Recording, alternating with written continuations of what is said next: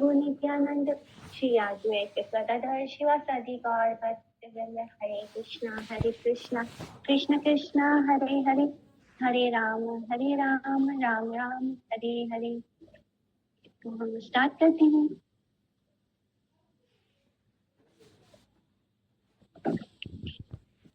कल हम लोग ने स्टॉप किया था चैप्टर 9, आदिखंड चैप्टर 9, श्लोका नंबर 30।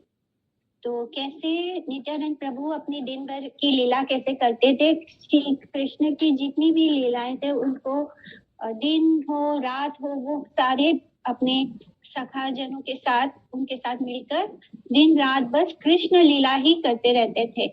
और फिर चाहे वो स्कूल में हो, गोष्ठ माने स्कूल में भी जाकर वो वही सब भगवान की जो लीला हुई है वृंदावन वाली वो सारी लीलाएं करते थे। फिर कैसे वो बकासुर कोई बकासुर बन जाता, फिर वो बकासुर का वध करते।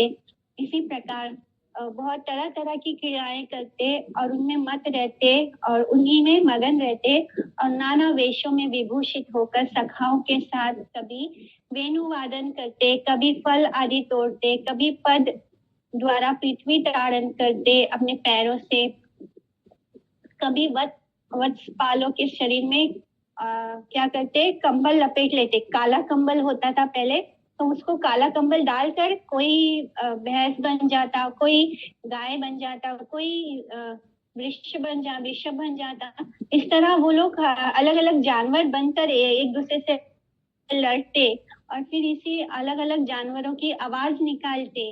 इस तरह वो खूब खेल कूद करते और भगवान की हर लीला में ही मगन रहते।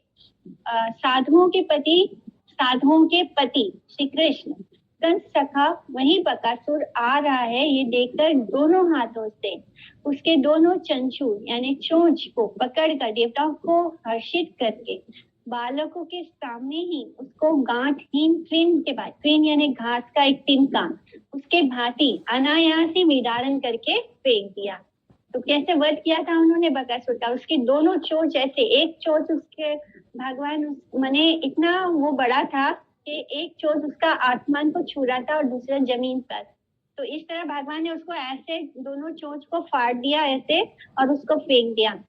इस तरह कृष्ण ने बकासुर का वध किया था। फिर अगासुर का वध कैसे किया था भगवान ने, अविनाशी भगवान श्री कृष्ण ने उसी अगासुर को चूर्ण करने की इच्छा से उसके गले में स्थित शिशु, उसके मुंह में सब शिशु घूमते फिरते अंदर, जैसे उनको लगा जैसे ये कोई खेलने का स्थान हो।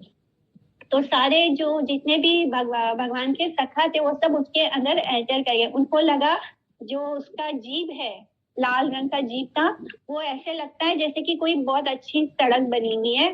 तो वो उसके ऊपर चढ़ के सारे बच्चे जो है अंदर चले जाते हैं अगासुर के। अगासुर एक बहुत बड़ा अजगर सांप बन के आया था, असुर।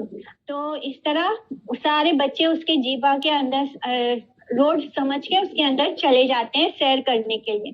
तो भगवान क्या करते हैं, भगवान भी उसके गले तक पहुंचते हैं, फिर अपने आकार को बढ़ा लेते हैं, इतना बढ़ा लेते हैं कि उसका सांस चोक्ड हो जाता है, वो उसका दम घुट जाता है और अगासुर वहीं पे उसके प्राण निकलते हैं। और वो प्राण कहाँ जाते हैं, भगवान के चरणों में चले जाते हैं। एक लाइट निकलता है और वो भगवान के चरणों में चला जाता है। तो इस तरह भगवान ने जिसको भी मारा उसको मुक्ति प्रदान कर दिया। तो उससे उसी अतिकाय असुर का मुख, कंठ, पद निरुद्ध हो गया यानी चोक्ड हो गया और दोनों नेत्र, दोनों आंख उसके बाहर आ गए और उसके देह में वायु निरुद्ध होने पर उसका दम घुट गया और फूलकर ब्रह्मांड भेद करके बाहर निकल गए उसके प्राण। इस तरह उन्होंने उसी अगासुर को पिछले दोनों पैरों के साथ पूंछ पकड़कर आकाश में घुमा कर कपित वृक्ष के ऊपर निक्षेप करके संहार करने पर भग कपित वृक्ष समूह के साथ वह भी भूतल पर गिर गया। तो ऐसे गोल गोल उसके पूंछ पकड़ के घुमा के भगवान ने उसको ऊपर फेंक दिया। फिर पेड़ के साथ पेड़ भी नीचे गिर गए जमीन पर, वो भी अगासुर भी नीचे, उसका बॉडी जो है वो नीचे गिर जाता है। तो इस तरह भगवान ने अलग अलग लीला की है। पर हम देखते हैं कि कृष्ण ने जिसका भी वध किया बस अपने स्पर्श मात्र से कर दिया, यानी किसी के साथ कोई हाथापाई नहीं हुई, किसी के साथ भगवान को कोई लड़ना नहीं पड़ता है, कुछ नहीं। एक बार यदुरानी माता जी ने कृष्ण, जब वो सब शिला प्रभुपाद के नए नए शिष्य थे सब, तो उनको नहीं पता था कि मैंने कृष्ण कैसे दिखते हैं। तो कृष्ण प्रभुपाद के इंस्ट्रक्शन पे उन्होंने कृष्ण को बनाया। तो एक बार उन्होंने कृष्ण को उनकी पेंटिंग बनाई। तो पेंटिंग में कृष्ण के बहुत मोटे मोटे आर्म्स बनाए, जैसे 6 पैक्स बॉडी होता है वो वैसे वाला बॉडी बना दिया। तो प्रभुपाद बोलते हैं कि कृष्ण को इसकी कोई जरूरत नहीं है। कृष्ण जो है वो ऑलरेडी भगवान है, उनके स्पर्श से ही मर जाता है। कृष्ण जो है बड़े सुकोमल है। जो पेंटिंग्स हम देखते हैं आजकल, तो कृष्ण की बहुत बॉडी बनाते हैं। तो कृष्ण को किसी से लड़ने की जरूरत नहीं है, उनको इस तरह आर्म्स वगैरह बनाने की जरूरत नहीं है। तो कृष्ण जो है वो बहुत कोमल से हैं, बहुत ही सुडोल, उनके हाथ बड़े मतलब बहुत अच्छे आर्टिस्टिक है उनका फॉर्म। वो बिल्कुल भी ऐसे बॉडी बिल्डर टाइप नहीं है। तो इस तरह प्रभुपाद ने उनको मना किया था कि कृष्ण ऐसे नहीं दिखते हैं, कृष्ण को इतनी बॉडी बिल्डिंग की जरूरत ही नहीं पड़ती है। वो तो बस अपने स्पर्श से ही अपने सारे असुरों का उन्होंने वध किया था।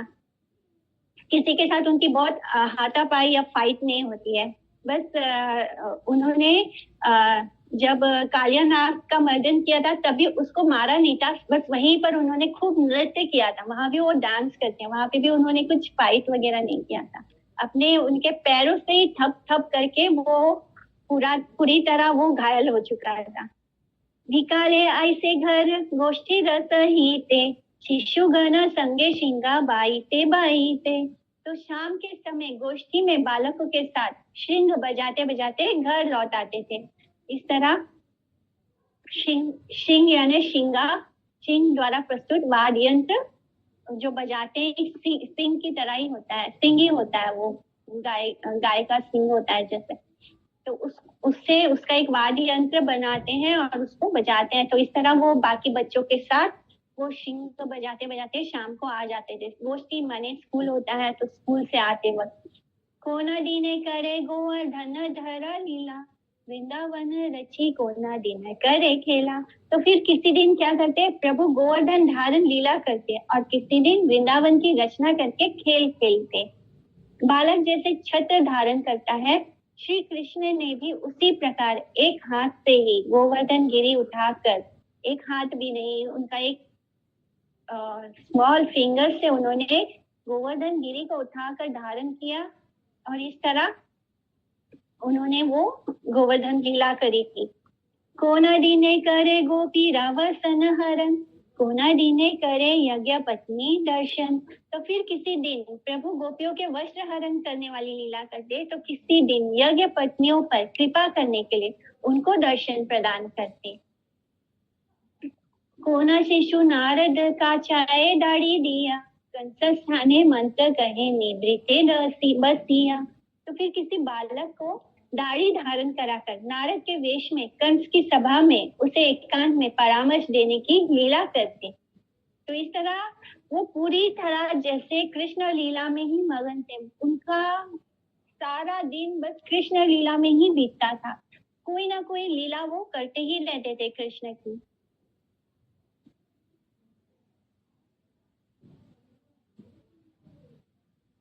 कोना दिने कोना शिशु अक्रूरेरा वेशे, लैया याए राम कृष्ण कंसेरा निर्देशे।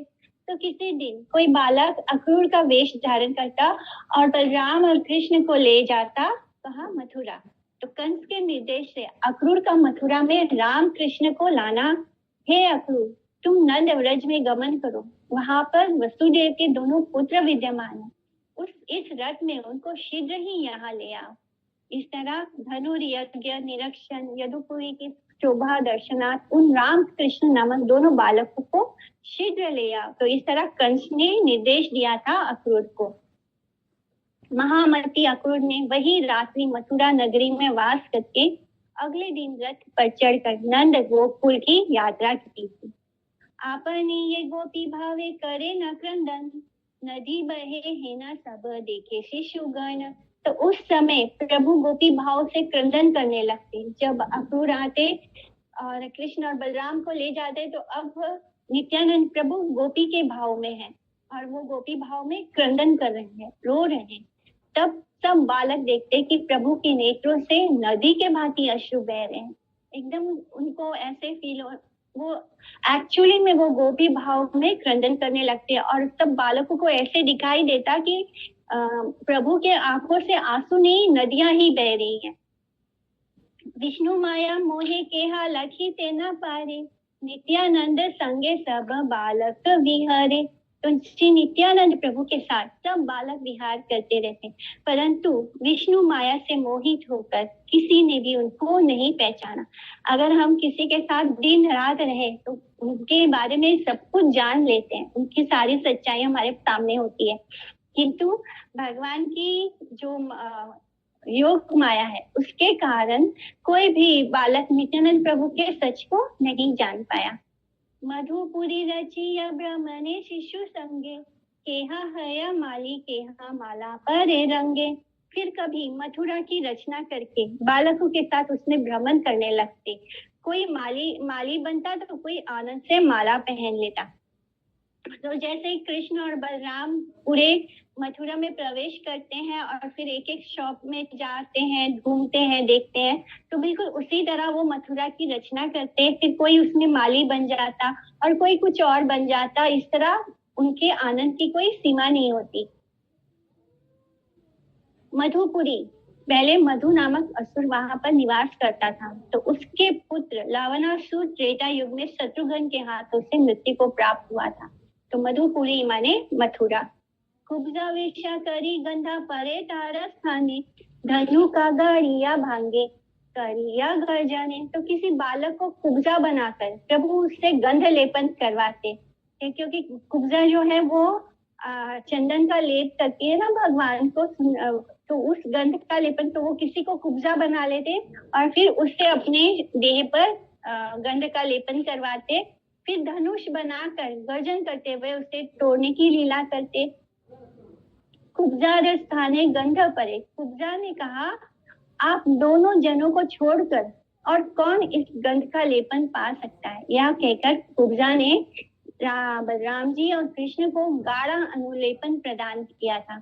कंस की धनुर यज्ञशाला में जाकर श्री कृष्ण ने उपस्थित व्यक्तियों के सामने अनायास ही बाएं हाथ से यानी लेफ्ट हैंड से वहां पे जो धनुष रखा था उसको अपने लेफ्ट हैंड से श्री कृष्ण ने उपस्थित व्यक्तियों के सामने ऐसे ही खेल खेल में ही बाएं हाथ से धनुष ग्रहण और क्षण भर में जो ही योजन पूर्वक आकर्षण किया, जैसे उसकी खींचा उसका जो रस्सी होता है धनुष का, तो वो इतने जोर से आवाज करता है, गर्जन करता है, मद हाथी जैसे गन्ने को तोड़ देता है। हाथी कैसे गन्ना तोड़ देता है, उसी तरह उन्होंने उस धनुष को बीच में से तोड़कर फेंक दिया।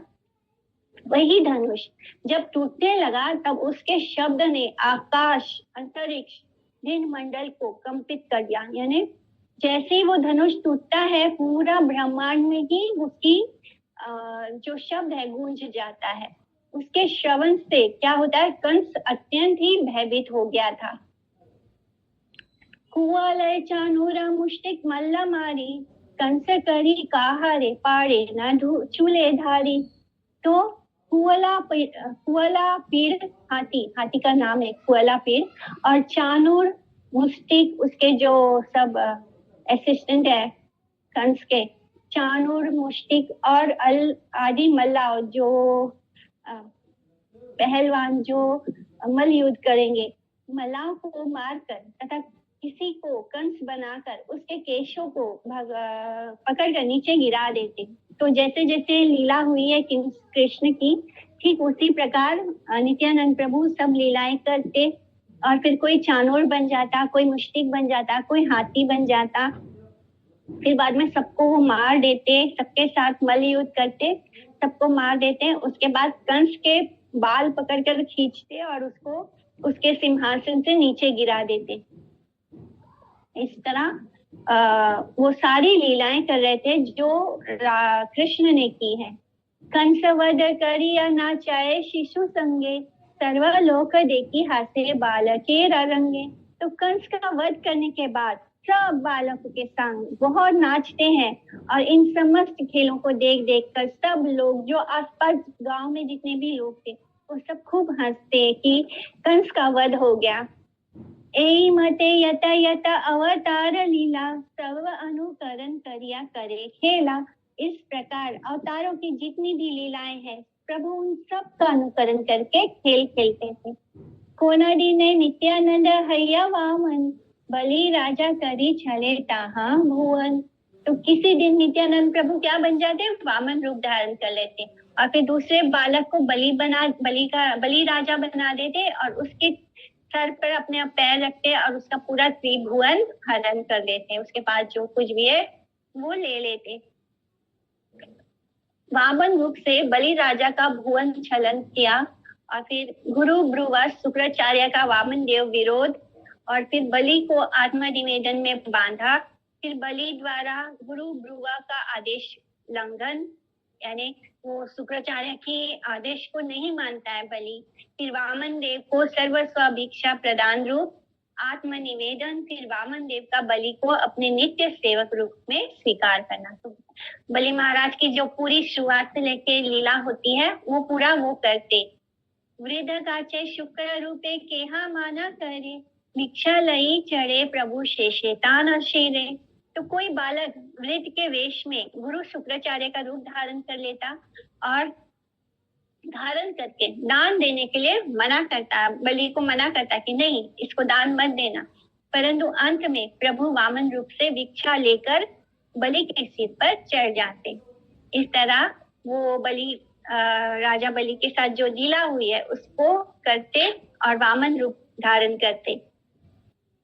चढ़ेताना शिरा, उनके मस्तक पर आरोहण किया अर्थात निग्रह के बाद बलि का बंधन मोचन करके अपने द्वारपाल रूप में उनको स्वीकार किया।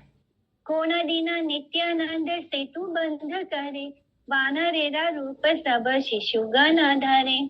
भेरेंद्रारा गाछा काटी फैला ये न जले, शिशु गणा मेली जाए रघुनाथ बोले। फिर किसी दिन, अब रामायण कथा शुरू होती है। फिर किसी दिन श्री नित्यानंद प्रभु सेतु बंध लीला करते, सेतु बांधने वाली लीला होती है और फिर सभी बालक वानरों का रूप धारण कर लेते और उस समय भेरेंदार के वृक्ष काट काट कर जल में फेंकते हुए सभी बालक मिलकर जय रघुनाथ बोलते थे। तो वानरों के द्वारा सेतु बंध भगवान श्री रामचंद्र ने वानर सेना के साथ समुद्र तीर पर गमन किया एवं शरणागत भीत समुद्र के स्तव वाक्य श्रवण करके असंख्य वानरों के हाथों द्वारा कंपित बहु वृक्ष शोभित नाना विधि गिरी श्रृंग द्वारा समुद्र के ऊपर सेतु बंधन किया।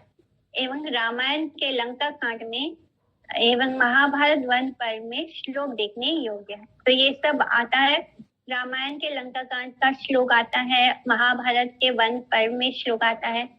तो भेरेंदारा गाछ अर्थात समुद्र के ऊपर सेतु बंध के निमित्त वानरों द्वारा उखाड़े हुए पेड़ उखाड़ के वो सेतु बांधन किया था उन्होंने। तो समुद्र वृक्ष के ऊपर रखे हुए असंख्य पर्वत श्रृंग प्रस्तर खंड जो कुछ भी वहां मिला, पर्वत के पर्वत उठाकर उन्होंने समुद्र में डाल दिया था। वृक्ष आदि अनुकरण से जले अर्थात समुद्र जल में। श्री लक्ष्मण रूपे प्रभु धरी अपने, धनु धरी कोपे चले सुग्रीवे राजस्थाने। आरे रे वानरा मोरे प्रभु दुख पाए, प्राण न लईमु यदि तबे छाटाए। माल्यवान पर्वते मोर प्रभु पाए दुख, नारी गण लैया बेटा तुम्ही कर सुख। तो एक दिन नित्यानंद प्रभु लक्ष्मण के रूप में धनुष धारण करके क्रोधित, लक्ष्मण को बहुत जल्दी गुस्सा आता है तो लक्ष्मण के आवेश में है वो, और क्रोधित अवस्था में सुग्रीव के पास चले आए और कहा, अरे वानरा, मेरे प्रभु श्री राम दुख पा रहे हैं, यदि तुम अति शीघ्र जल्दी से नहीं आए तो मैं अभी तुम्हारे प्राण ले लूंगा। तो मेरे प्रभु माल्यवान पर्वत पर दुख पा रहे हैं और तुम यहाँ स्त्रियों को लेकर सुख भोग रहे हो। तो ये जो लीला हुई थी उसको ही वर्णन किया है। तो माल्यवान पर्वत पे रामायण के किष्किंधा कांड में आता है 28 श्लोका। इस तरह ये रामायण पूरा रामायण में जो जो लीला हुई है उसको भी वो वहां पर प्रकट कर लेते। कोना दीने क्रोध हैया परशुरामे राम, मोर दोष नाही विप्रा पालाह सत्वेरा। तो किसी दिन क्रोधित होकर परशुराम से कहते, विप्र शीघ्र भाग जाओ, मुझ पर दोषारोपण नहीं करना। परशुराम के प्रति श्री राघव की क्रोधाक्ति। हर धनुष भर्जन के बाद श्री राघव भर्जन के बाद सीता देवी को प्राप्त करके घर को वापस आ रहे थे।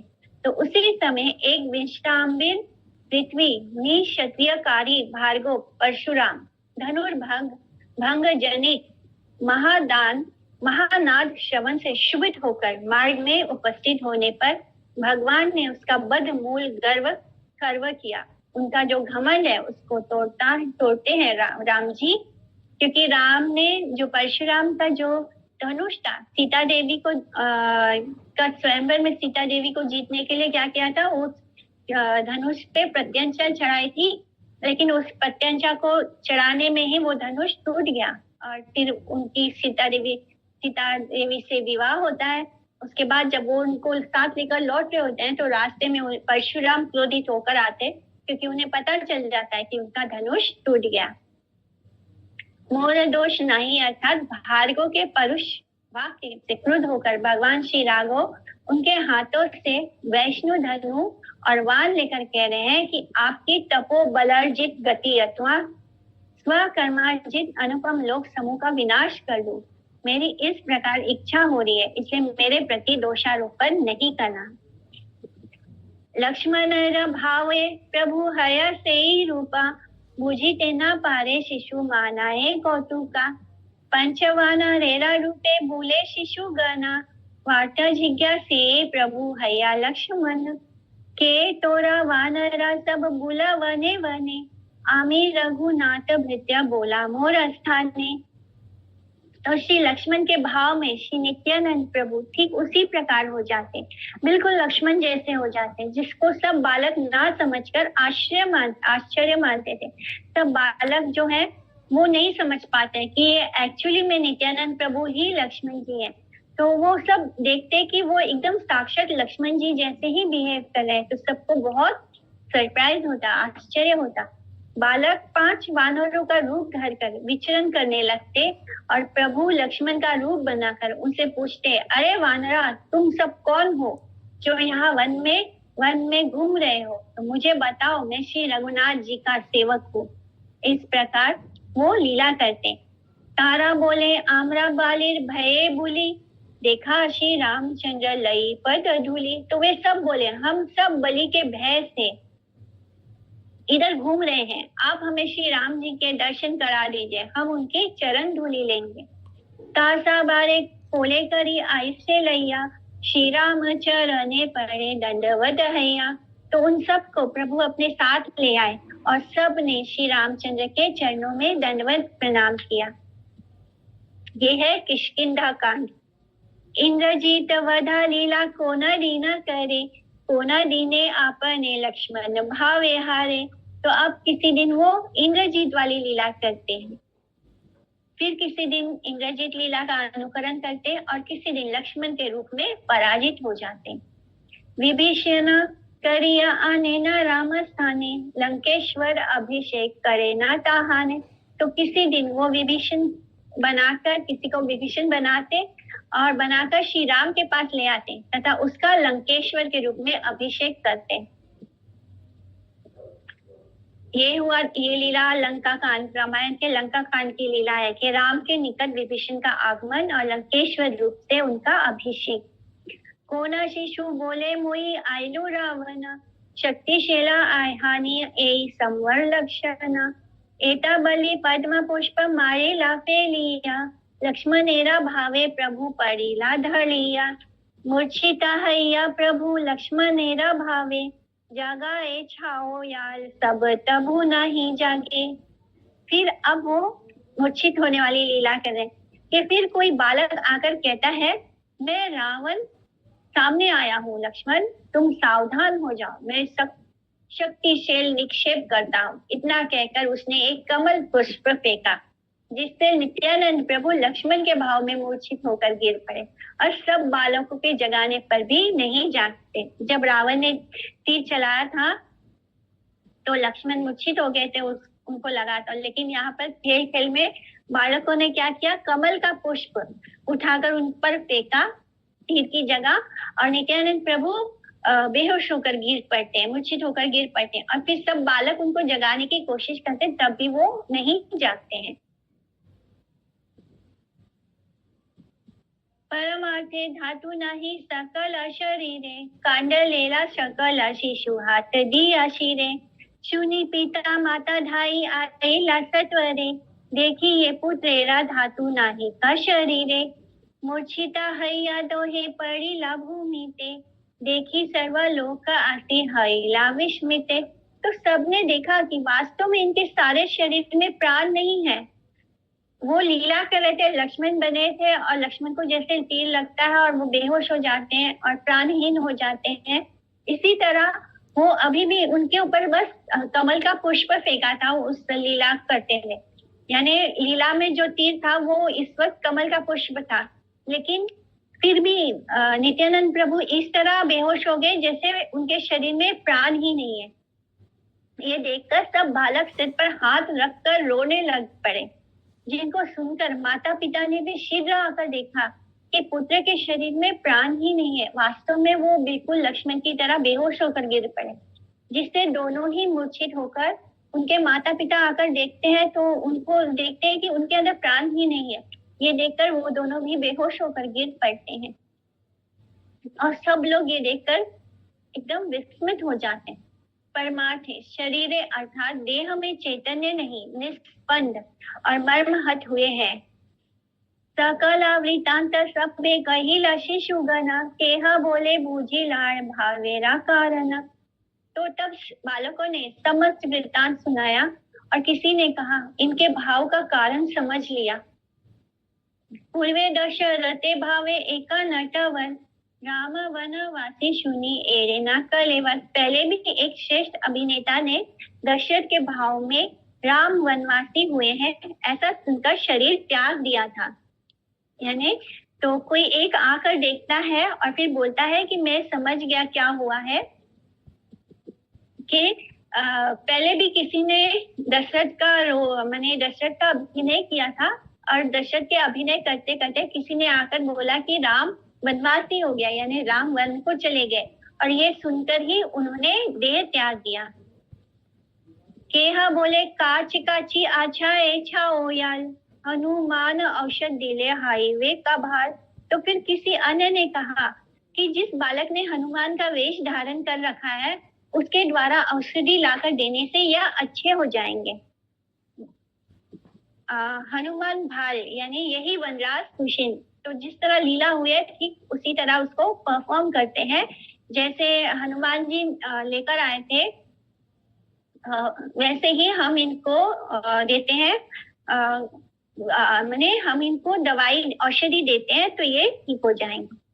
पूर्वे प्रभु सिखाई या छीले न सबारे, पढ़ी लेता हूँ मारा बेरी कांदिया हमारे, शने का भी लंबे पाता हिया हनुमान, नाटके दिला औषध आसीवे मोरा प्राण।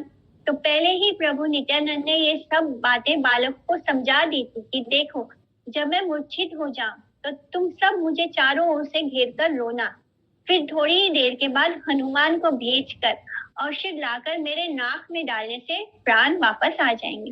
तो इन्होंने लीला करने से पहले सब बालकों को बता रखा था कि पहले तुम सब मुझे घेर कर रोना, उसके बाद जब मैं नहीं होश में आता हूँ तब जो हनुमान बना है, जो बालक हनुमान बना है उसको भेजकर औषध मंगा लेना और फिर मेरे नाक में डालना, जिससे कि मैं दोबारा मेरे प्राण वापस आ जाएंगे। निज भावे प्रभु मात्र हैला अचेतना, देखी बड़ा विकल हैला शिशु गना। तो प्रभु जब अपने ही भाव में अचेतन हो गए तो उनकी यह दशा देखकर सब बालक बहुत व्याकुल हो उठे, सब डर भी गए क्योंकि उनके प्राण एक्चुअली में नहीं थे।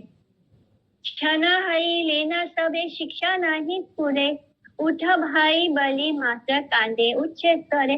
तो वे सभी इतने हतज्ञान हो गए थे, जैसे जब उन्होंने देखा कि उनके प्राण नहीं है तो वो भूल गए कि नित्यानंद प्रभु ने खेल लीला करने से पहले क्या बताया था कि मैं ऐसे बेहोश हो जाऊंगा तब तुम हनुमान जो है औषधि लाएगा। ये सारी बातें उनके दिमाग से निकल गई, उनको लगा कि इनके प्राण सच में चले गए हैं। तो वो सब हत्या ज्ञान हो गए, जिसके कारण उन्हें प्रभु कथित शिक्षा यानी जो बताया था वो पूरा नहीं हो रहा था, वो याद नहीं आ रहा था उन्हें। वे केवल क्या बोल रहे थे, उठो भाई बोल बोलकर उच्च स्वर से जोर जोर से रो रहे थे। लोका मुखे सुनी कथा होइला स्मरण, हनुमान काछे शिशु चलीला तखन। तो जब लोगों ने आकर ऐसे बोलने लगा कि हनुमान औषधि लाकर देंगे तो ये ठीक हो जाएंगे, तब उनको वो आभास होता है, उनको ये भास आता है, स्मरण आता है। लोगों के मुख से ये कथा सुनकर पहले की बात स्मरण होती है। तब एक बालक हनुमान के वेश में वहां से चला गया। आर एक शिशुपते तपस्वीरा वेशे, फला मूल दिया हनुमान आशेषे। रहा भाप धन्य कर आमर आश्रम, बड़ा भाग्य आशी मिले तुम्हें न जाना। हनुमान बोले कार्य गौरव चालीबा, आशी वारे चाही राही बारे ना पारीवा। सुनिया रामचंद्र अनुजा लक्ष्मण, शक्तिशेला तार मूर्छा करीले रावण। अटेव याई आम्ही गंधमादन, औषध आणिले राहे ताहा जीवन। तपस्वी बोलाय यदि जाई व निश्चया, स्नान करी किच्छु खाई कराए विजया। तो इधर एक बालक मार्ग में तपस्वी के वेश में बैठ गया, तो उन्हें सब बातें स्मरण हो आई कि क्या बोला था नित्यानंद प्रभु ने, कैसे करना है लीला को। तो फिर एक बालक जो है वो रास्ते में तपस्वी बनकर बैठ गया और उसने फल मूल आदि देकर हनुमान को उसका आदर किया और उसने कहा, वत्स यहाँ रहकर मेरे आश्रम को धन्य करो। हनुमान को कहते हैं कि तुम यहाँ रह जाओ और मेरे आश्रम को धन्य करो। बड़ा सौभाग्य होने पर ही तुम्हारे जैसे व्यक्ति हमें मिलते हैं। तो हनुमान ने कहा, एक अत्यंत आवश्यक कार्य से जा रहा हूँ, फिर लौटना भी है, इसलिए ठहर नहीं सकता। तुमने सुना ही होगा कि श्री चंद्र जी के जो अनुज है लक्ष्मण, उनको शक्तिशैल द्वारा रावण ने मूर्छित कर दिया है। इसलिए मैं गंधमादन पर्वत पर औषध लेने जा रहा हूँ। औषध से उनके प्राणों की रक्षा हो जाएगी। तपस्वी ने फिर कहा, यदि आपको निश्चित जाना है तो स्नान करके कुछ खाकर तो जाओ। नित्यानंद शिक्षा ए बालक की कथा कहे, विस्मित हैया सर्वलोके छाई रहे। नित्यानंद प्रभु की शिक्षा से बालक ये सब कथा कह रहे थे और सब लोग विस्मित होकर एक दृष्टि से देख रहे थे, क्योंकि कुछ देर पहले सभी बालक जो बच्चे थे वो बहुत क्रंदन कर रहे थे, बहुत रो रहे थे। उनको कुछ समझ में नहीं आ रहा था कि किसी ने जब लोगों की भीड़ इकट्ठा हो गई तो उस भीड़ में किसी ने कहा कि अगर हनुमान जी इनको औषध लाकर देंगे तो ये ठीक हो जाएंगे। ये सुनते ही सब बालों को लीला स्मरण हो आई, जो बताया था नित्यानंद प्रभु ने वो याद आ गया। और फिर ये सुनते ही वो दोबारा उस लीला को कंटिन्यू करते हैं और फिर सब लोग बहुत आश्चर्यचकित हो जाते हैं कि अचानक ये बालक दोबारा लीला क्यों कर रहे हैं, क्या मतलब ये सब क्या हो रहा है। नित्यानंद प्रभु की शिक्षा को वो सब कथा कह रहे थे। तपस्वीरा बोले सरो वेरा गेला स्नाने, जले ठाकी आर शिशु धरिले चरणे।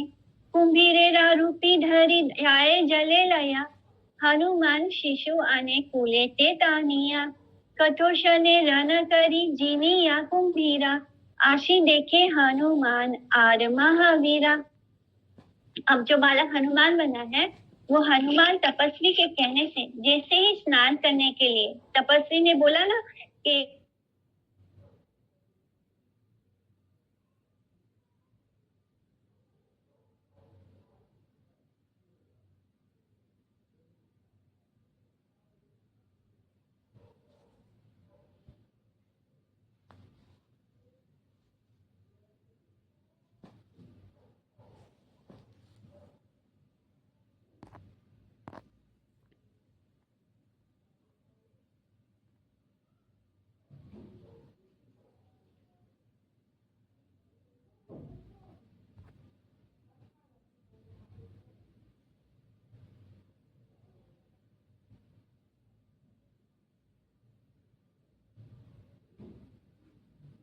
जिया वे लक्ष्मण ने।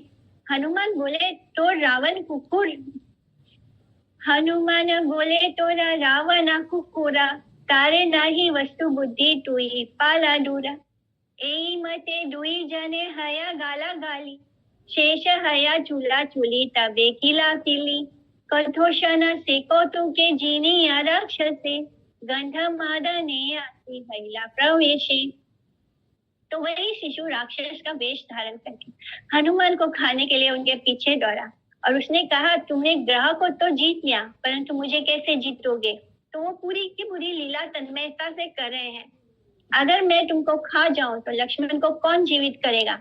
हनुमान बोले, तेरा रावण तो कुत्ता है, मैं उसको कुछ नहीं समझता, तू दूर हट जा। इसी भांति से दोनों में पहले गाली गलौज होती है, फिर बाल नोचते, एक दूसरे का सिर के बाल पकड़ के खींचते हैं, फिर एक दूसरे को मुखामुखी होने लगती है और फिर कुछ समय के बाद हनुमान खेल ही खेल में राक्षस को जीतकर गंधमादन पर्वत पर जा पहुंचते हैं। तहीं गंधर्वेरा वेश धरी शिशु गना, तासाबार संगे युद्ध हया कथाशना। तो वहीं पर गंधर्व वेशधारी बालकों ने कुछ देर तक हनुमान के साथ युद्ध किया। युद्धे पारा जय करी शीरे करी आने लेना गंधमादना। तो गंधर्वों को के साथ वो युद्ध करते, जो बच्चे गंधर्व बने थे उनके साथ वो जो हनुमान बने हैं वो युद्ध करते। गंधर्वों को युद्ध में पराजित करके हनुमान गंधमादन पर्वत को सर पर उठाकर लंका ले आते हैं। आर एक शिशुता वैध रूप धरी, औषध दधी लेना नाके श्री राम स्मरे। तो वहां पर पहले से एक शिशु जो है वो सुषेण वैद्य रूप यानी डॉक्टर बन के खड़ा है, वैद्य का रूप धारण करके श्री राम का स्मरण करते हुए श्री लक्ष्मण के यानी नित्यानंद प्रभु के नाक में वो औषधि दे देता है। नित्यानंद महाप्रभु उठिला तो खने, देखी पिता माता आदि हासे सर्वता ने। और तब उसी समय जैसे उनके नाक में वो औषधि डालते हैं,